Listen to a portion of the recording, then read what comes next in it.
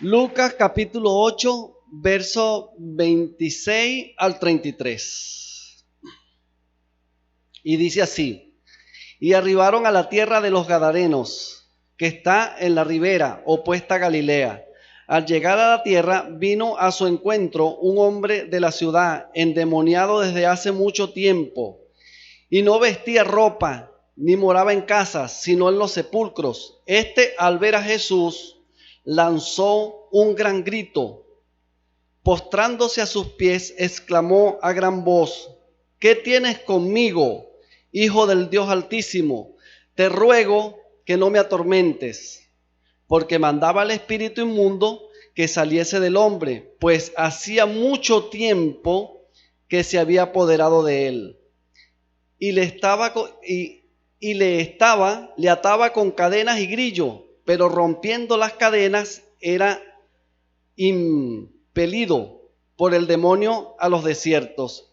Y le preguntó Jesús diciendo: ¿cómo te llamas? Y él le dijo: Legión, porque muchos demonios habían entrado en él. Y le rogaban que no le mandase ir al abismo.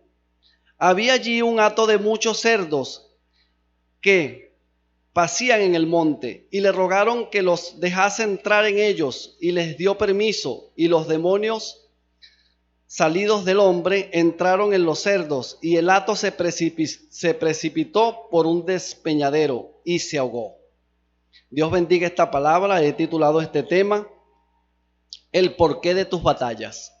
Aquí nosotros podemos analizar un poquito el contexto, no lo sé, los voy a leer porque es muy largo, pero podemos analizar que Jesús le dijo a sus discípulos en una oportunidad, estaba en Galilea, y les dijo: pasemos al otro lado.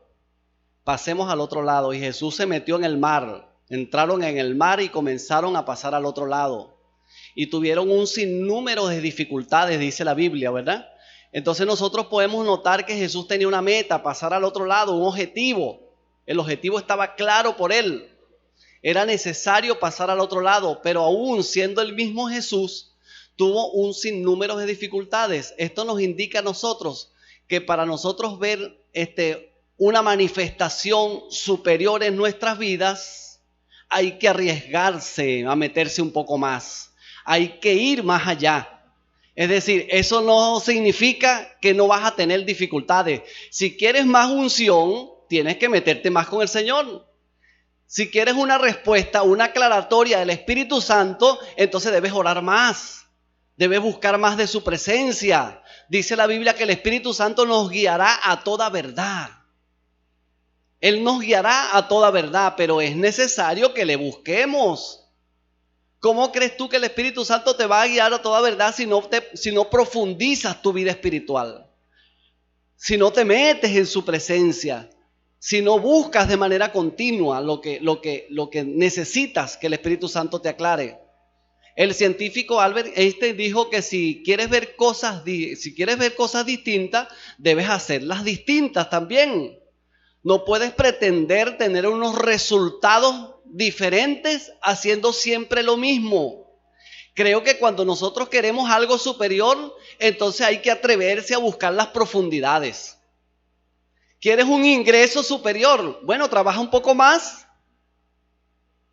Si quieres tener un poquito más de dinero, entonces ¿por qué no te esfuerzas un poco más? ¿Quieres tener un poquito más de salud? Bueno, entonces tienes que tener disciplina al momento de alimentarte, tienes que tener disciplina al momento de hacer ejercicio, tienes que tener un sinnúmero de disciplina. Es decir, nunca pretendas quedarte en el mismo lugar y creer que vas a recibir los resultados diferentes. Hay que atreverse a buscar más. Por supuesto, ¿qué te vas a conseguir más adelante? Dificultades, claro, como todo en la vida. Entonces, mira, la oración de nosotros tiene que cambiar. ¿Por qué tiene que cambiar? No le pidas a Dios que te quite las dificultades. Pídele a Dios que te haga más capaz para superarlas. Porque siempre van a estar, son inevitables. El Señor dijo: en el mundo tendréis aflicciones, pero confía que yo he vencido al mundo. Jesús no vino a darnos un discurso errado o un discurso momentáneo que nos alegre por una ocasión y después entonces caigamos en una ilusión y entonces después digamos que Él es mentiroso. Él dijo: vas a tener problemas, vas a tener dificultades, pero es necesario que confíes en mí que yo he vencido al mundo. Por eso él se lanzó al mar con los discípulos, aunque hubo tormentas, dice el texto anterior, aunque hubo tormentas, hubo dificultades. Pero realmente Jesús estaba en el asunto para demostrarle a sus discípulos que los problemas en la vida siempre van a estar. Pero cuando nosotros queremos cambios progresivos y queremos ver la gloria de Dios en nuestra vida, hay que profundizar. Hay que profundizar. Hay que ir más allá. Yo quiero que tú le digas al que tienes a tu lado, debes ir un poco más allá. Por eso el Señor en aquel momento que ustedes conocen la historia, que predicó desde la barca de Pedro y que entonces después en Pedro dice que no había pescado nada en toda la noche. ¿Qué les dijo después a Pedro y a los pescadores? Boguen mar adentro. Boguen mar adentro. Es decir, Dios tenía el milagro en sus manos. Pero aún teniendo el milagro en sus manos, Él no le dijo, bueno, está bien, le voy a tirar los pecados aquí en la orillita. No, le dijo, boguen mar adentro. Hay que profundizar, hay que ir más allá. Pero cuando nosotros entonces notamos un poco, vemos que Jesús tenía un gran premio del lado allá. Porque dice su palabra que cuando Jesús llegó y pisó tierra, dice que le salió un endemoniado. Y este endemoniado tenía unas características. Se suma a la larga lista de hombres y mujeres que no tienen nombre en la Biblia. Porque indudablemente cuando yo aplico un poquito de exégesis teológica, ¿no? Y trato de investigar un poquito más sobre quién era este hombre, no le consigo ningún nombre en la Biblia. Es decir, que se suma a la larga lista de hombres y mujeres en la Biblia que no tienen nombre, que solo son tildados o solo son nombrados por su desgracia. Dice la Biblia que este hombre, lo único que se conocía de él es que era el endemoniado de Gadareno. Así como la mujer del flujo de sangre, como el ciego de la hermosa, como el cojo de la hermosa, así como el ciego del camino. Es decir, tantos hombres y mujeres en la Biblia que no tienen el nombre, que son tildados por su desgracia. Hay alguien que dice por ahí, lo que pasa es que la gente no perdona, que no perdone a Satanás. Satanás quiere arrebatarte el nombre. Satanás quiere quitarte el nombre original que tienes de parte de Dios y colocarte una ficha que diga el desgraciado, el frustrado, el fracasado, el limpio, el pobre, el arruinado, el destruido. Ese es el nombre que siempre quiere poner Satanás, y por supuesto que entonces él lo riega en la sociedad. Entonces lo único que conocían de este hombre era el endemoniado, porque esa es la voluntad del diablo, colocarte un nombre que te identifique por una desgracia específicamente. Ese es lo que quiere el diablo. Pero yo creo que Jesús vino a cambiarnos el nombre. Yo desato una palabra sobre tu vida de que te van a conocer por el del carro nuevo, por el próspero, por el bendecido, por el gozoso, por el alegre, por el que restauró su familia, por el que venció, por el que superó esta crisis. Yo decreto sobre la iglesia que ese es el nombre que va a prevalecer. Ese es el nombre que va a prevalecer sobre sus hijos, y no el nombre de una desgracia. Pero dice también la Biblia que este hombre, además de que le llamaban el endemoniado, por lo menos lo tildaban también por su gentilicio. Usted sabe lo que es gentilicio, ¿no? Cuando a alguien lo nombran es decir, por el territorio que ocupa, pues por el territorio geográfico. Vamos a suponer, nosotros somos de Calabozo. A nosotros nos dicen el calaboceño. Usted va para otro lado y se reúne allá con sus amigos por todos lados. Mira, llegó el calaboceño, llegó el caraqueño, el venezolano. Ahorita por lo menos tenemos un mal nombre a nivel de Latinoamérica, ¿no? Y todos los países donde han emigrado los venezolanos. Cuando hablan de un venezolano se ponen las manos en la cabeza. Tenemos que en el nombre de Jesús quitar ese nombre en el mundo, ¿no? Ya llegó un venezolano. Ay, Dios mío. Entonces, ¿cómo atentan contra los venezolanos? Pero resulta que este hombre, dice la Biblia que era de Gadara. Y los que formaban el colectivo de los gadarenos era uno de los 6 hijos de Israel. Y cada uno de ellos tenían unas características. Unos eran sabios, otros eran muy espirituales. Los tildaban por eso, pero los de Gadara se dice, y eso lo pueden buscar en el libro de Génesis capítulo 49, verso 19, dice que eran hombres que valían o pesaban por 100. Es decir, que eran hombres muy fuertes. Eran unos hombres extremadamente fuertes. Es decir, que este hombre estaba atado por el demonio, ni siquiera por uno, por una legión de demonios. Sobre 1000 demonios estaban sobre ese pobre hombre que vivía en los sepulcros. Y por eso es que dice la Biblia que lo ataban con grillos, le amarraban con cadenas, y este hombre reventaba esas cadenas porque eran hombres muy fuertes. Esta generación de los gadarenos eran muy fuertes. Yo no sé si usted ha escuchado por ahí gente que dice: este hombre vale por 10, o esta mujer vale por 15, vale oro, vale por 100. Bueno, estas características de hombres valían mucho porque eran empoderados, eran fuertes. Y el mayor premio de Jesús por tanta dificultad que recibió en el mar era libertar a este hombre. Era libertarlo, porque Jesús tenía una misión aquí en la tierra. ¿Y cuál era la misión de Jesús? Extender el evangelio. Esto que estamos haciendo tú y yo, somos evangelio de Jesús. Somos salvos por su gracia. Y aquí estamos extendiendo el reino. Entonces, el primer predicador que Jesús llamó no fueron los apóstoles. ¿Sabía usted eso? El primer predicador que Jesús llamó fue este endemoniado. Es decir, un endemoniado y loco. Fue el primer evangelista de Jesús. Es decir, que para Dios no hay nada imposible. Dios agarra de los más vil y lo más menospreciado del mundo para avergonzar los sabios y los entendidos. Solo que la gente tenga la disposición. Este hombre estaba poseído en su voluntad. Hay otros maliciosos, como los fariseos. Jesús los rechazaba. Pero este hombre era necesario que fuera libre. Por eso es que cuando usted va a criticar a un hombre de Dios, tenga cuidado con eso. Tenga cuidado con eso. Nosotros aquí funcionamos con equipo de 12. Yo quisiera tener 12 ángeles en mi equipo. Si usted lo consigue en la calle, búsquemelo, perfecto. ¿Ve? Pero tengo 12 hombres con defectos, con dificultades. 12 mujeres tienen la pastora con defectos, pero tienen la gran voluntad. Y nosotros creemos que el que comenzó la buena obra en el Señor la terminará. ¿Cuántos lo creen? Denle un aplauso a Cristo. Entonces, el primer hombre que Jesús mandó a predicar fue este loco. Dice la Biblia que este hombre evangelizó 10 ciudades. 10 ciudades convirtió. Una vez que quedó libre, este hombre fue y evangelizó 10 ciudades, porque resulta que el hombre era famoso. Era famoso, aunque lo conocían por el mal nombre. Una vez que quedó libre, él cobró fama. ¿Y quién no lo iba a conocer a este endemoniado? Yo no sé si usted ha visto indigentes por acá en la calle, que todo calabozo los conoce.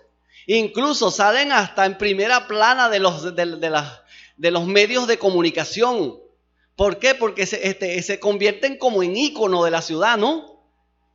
Ellos se convierten como en un punto de referencia, el loco calaboceño, algo así. Pues este endemoniado era conocido en 10 ciudades, fíjese lo fuerte que era. Yo no sé, tal vez era un estado, por lo menos nuestro estado Guárico tiene 15 municipios. Pero para caminar los 15 municipios, porque yo no creo que este endemoniado iba de limusina en limusina y de ciudad en ciudad. No, eso lo hacía a pie. ¿Ven? Para que usted note lo fuerte que era. Y si eran distantes como nuestro municipio, por lo menos el municipio Miranda, para ir hacia Cabruta o La Pascua, a pie se requiere de largas horas. Hay que tener mucha fuerza para caminar tantos kilómetros sin comer ni beber. ¿No lo cree usted? Pues este endemoniado era conocido en 10 ciudades. Y el mayor premio de Jesús fue libertar a este endemoniado.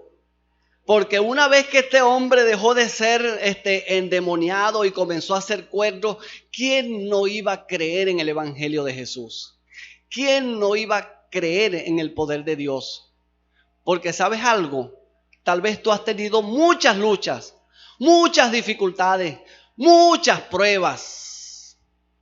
Y eso es que Satanás ha querido cegarte para que tú no veas la bendición que tienes allá adelante. Porque los ataques de Satanás vienen a nuestras vidas y muchas veces no es por lo que tú sabes de ti mismo, sino por lo que Dios sabe de quién eres tú. Es decir, Satanás muchas veces te ataca desde la perspectiva de Dios y por eso es que los ataques son tan fuertes a tu vida, son tan enormes y por eso es que tú los ves tan rudos, y me disculpa la palabra. ¿Por qué? Porque Satanás ve el potencial que hay en ti, porque Dios también lo ve, pero tú no lo sabes. Tú no lo sabes. Entonces Él te ataca desde tu potencial. ¿Y el concepto de potencial cuál es? Poder en reserva.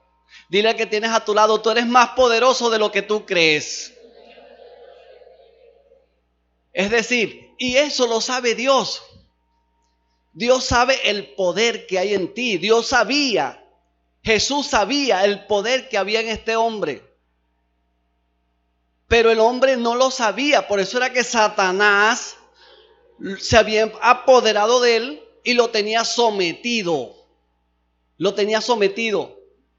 Entonces, indudablemente, cuando los ataques de Satanás llegan a tu vida, no sé en qué área, en la finanza, en la familia, en la salud, es porque quieren grillarte, es porque quieren encadenarte, es porque quiere opacar a través de esa situación lo que Dios va a hacer contigo.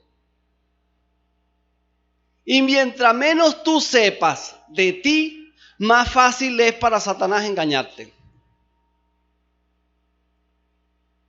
Dile a que tienes a tu lado, debes conocer más de ti y de tu Dios, porque si conocemos a Dios en nosotros, somos indetenibles, créalo.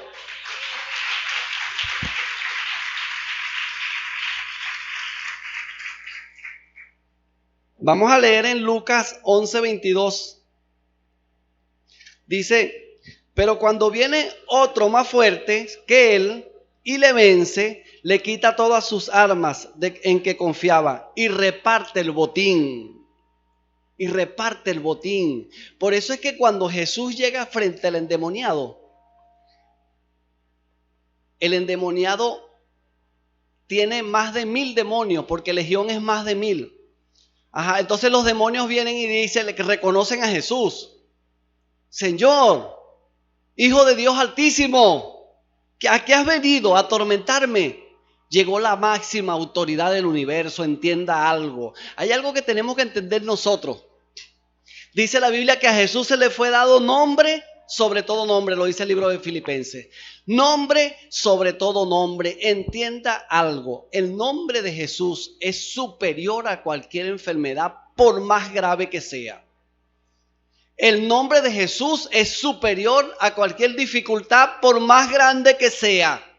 La última palabra indiscutiblemente y sin duda alguna la tiene Dios. No la tienen los médicos, no la tienen los abogados, no la tienen los jueces. La tiene Dios.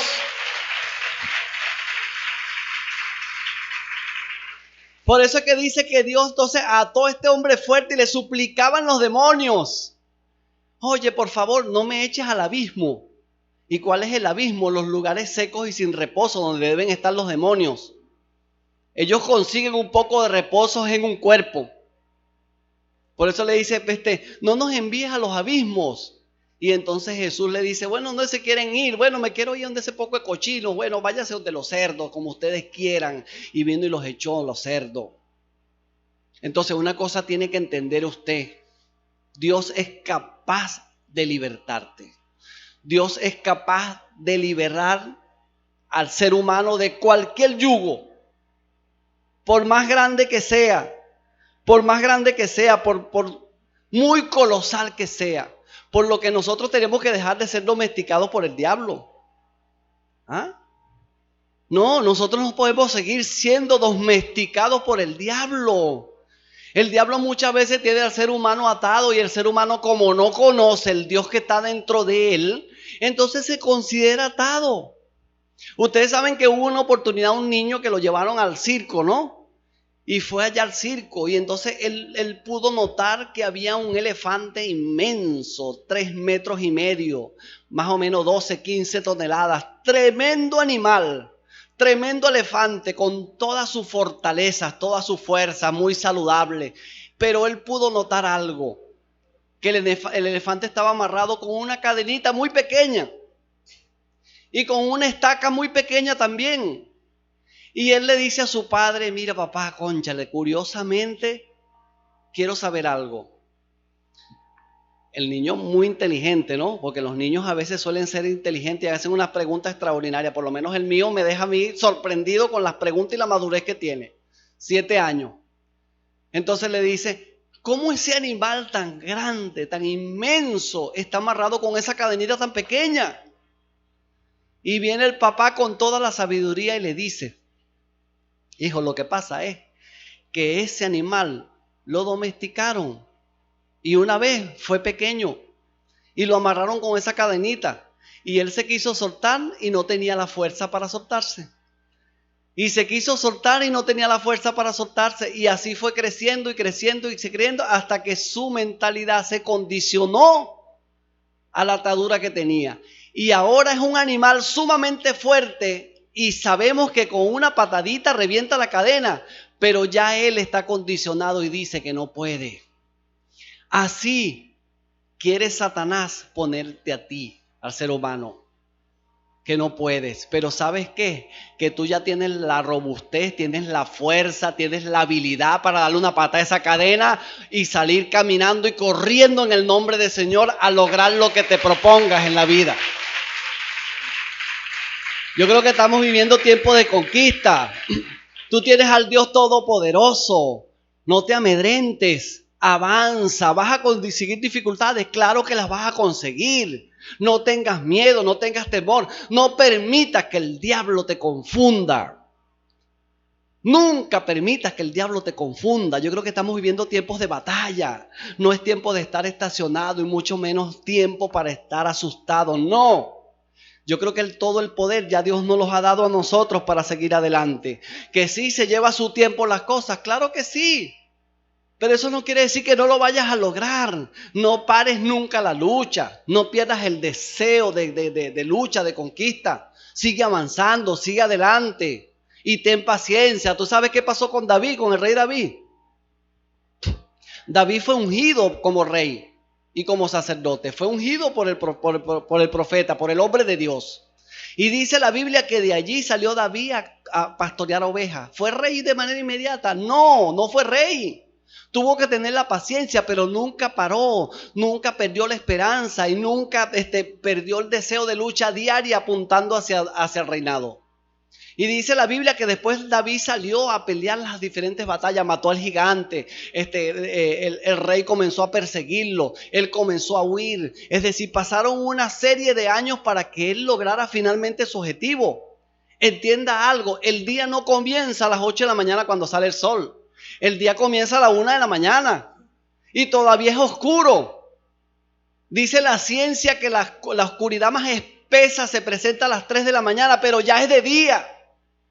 Ya es de día. Es decir, que si tú estás haciendo lo correcto, aunque la noche esté más espesa, espera el día que viene grandioso para ti en el Señor. ¿Ah? Espera el día. Dile a que tienes a tu lado: espera el día. Yo no sé en qué etapa de tu vida estás tú.